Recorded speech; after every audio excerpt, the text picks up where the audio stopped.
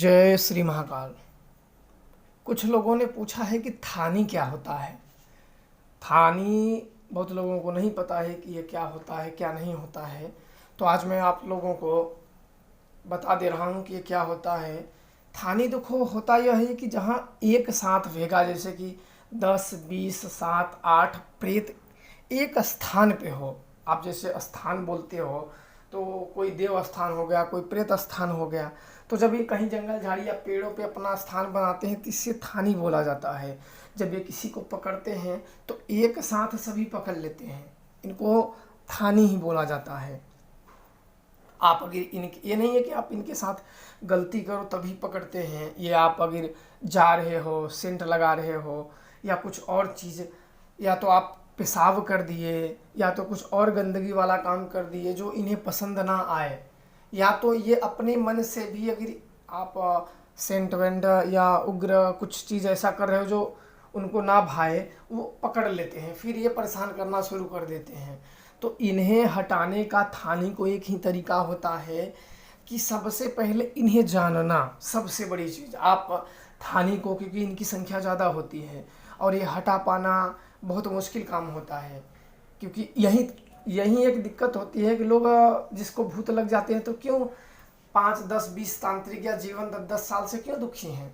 क्योंकि लोगों को पता नहीं है कि इनको असल में हुआ क्या है या कौन सी चीज़ लगी हुई है।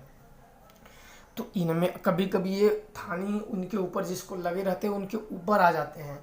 तो ऊपर आ जाएं तो आपको अपनी वाली नहीं बोलना, उनसे प्रेम से बात करना है। आपको भूतों से मैं बात करने का तरीका बता दे रहा हूँ, शायद जो तांत्रिक लोग ये देखें उन लोगों को समझ में आ जाए कि भूत जब किसी के ऊपर सवारी करें तो आपको दोनों तरीके से, पहले उनसे प्रेम से कि आप इतने बड़े हो, लोग आपकी पूजा कर रहे हैं, आप इन गरीब बेचारों को क्यों परेशान कर रहे हो, लोग पूजा कर रहे हैं, आप ऐसे करोगे तो कैसे चलेगा।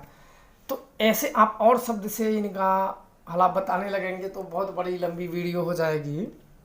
कि भूतों से आप जब उनकी जब बड़ाई करोगे ना तो वैसे ही वो मान जाते हैं, आपको ज़्यादा कुछ करने की ज़रूरत नहीं पड़ती है।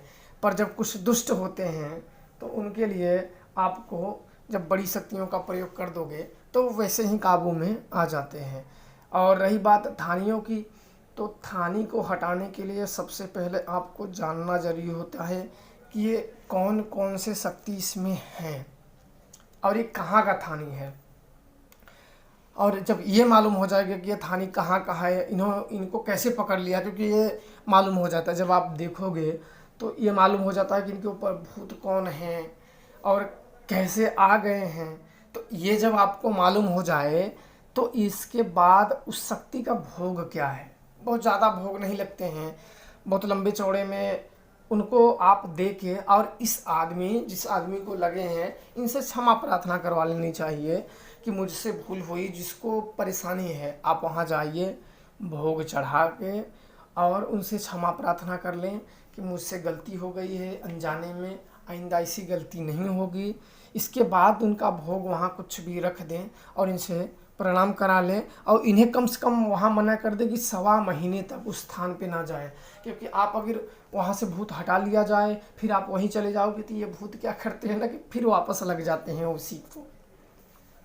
तो इसलिए थोड़े दिन तक मना किए जाते हैं कि आप उस स्थान पे थोड़े दिन तक ना जाइए, क्योंकि जिसकी शरीर भूत प्रेत बाधित रहती है तो उसे भूत प्रेत जल्दी पकड़ लेते हैं। तो थोड़ा समय तक उनको मना कर देना चाहिए। तो थानी बहुत से प्रकार के होते हैं, बहुत संख्या में ज़्यादा होती है, बहुत ताकतवर होते हैं।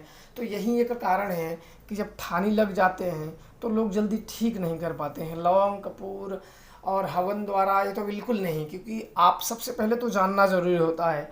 और आजकल देखा जाता है कि लोग आप नींबू उठाओ घुमाओ, उसको तो पता भी नहीं कि इसे हुआ क्या है।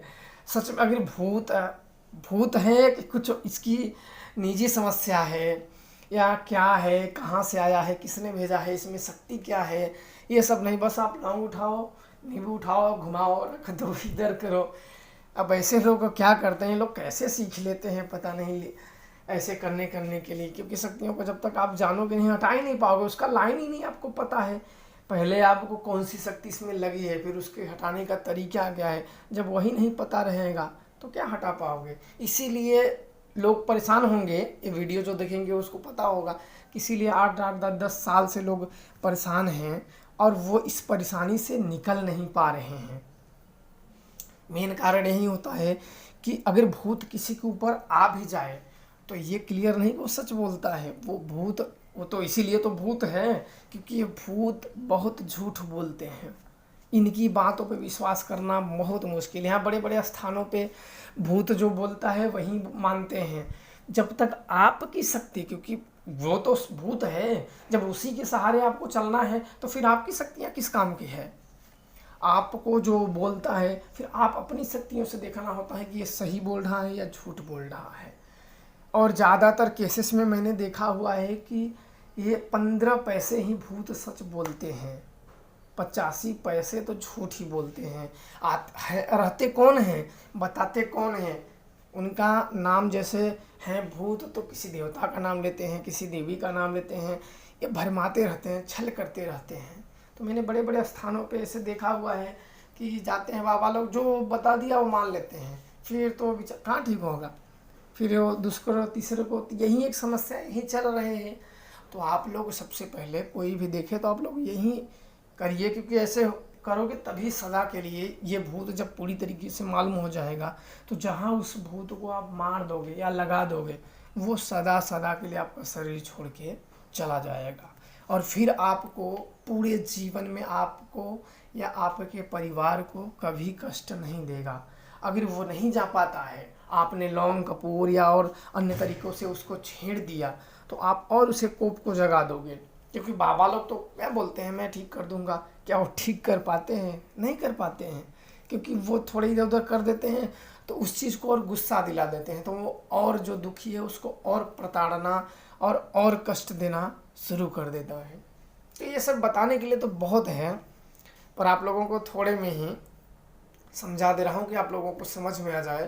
तो आशा करता हूँ कि आप सब लोगों को यह जानकारी समझ में आ गई होगी। जय श्री महाकाल।